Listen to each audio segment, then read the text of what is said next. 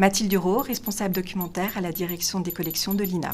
Les documentalistes travaillent sur un fonds énorme. Il y a près de 21 millions d'heures de programmes archivés à l'INA. Ce sont les fonds de l'audiovisuel public, radio, télé. Ce sont aussi des mandats déposés par des tiers, donc ces mandats commerciaux ou patrimoniaux. Ce sont aussi les programmes captés au titre du dépôt légal. Et aussi, on a à l'INA un fonds de photos, d'environ 1,2 million de photos.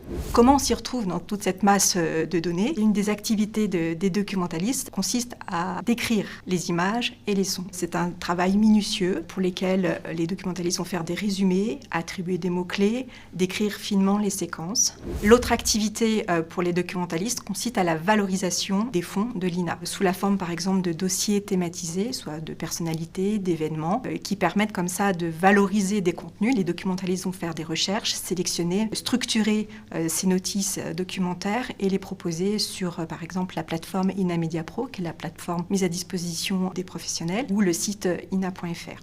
Les documentalistes travaillent en étroite collaboration avec les services numériques de l'INA et proposent des sélections pertinentes pour réagir à l'actualité, pour mettre en avant des archives plus ou moins connues qui seront très vite vues sur les plateformes et sur les réseaux sociaux de l'INA. Il y a près de 130 documentalistes qui acquièrent au fil des années une grande expertise et une grande connaissance des fonds sur lesquels les professionnels, nos partenaires en interne à l'INA se reposent. Ils ont l'habitude d'aller fouiller dans nos fonds parce qu'il faut savoir qu'il y a encore des notices qui ne sont pas encore indexées.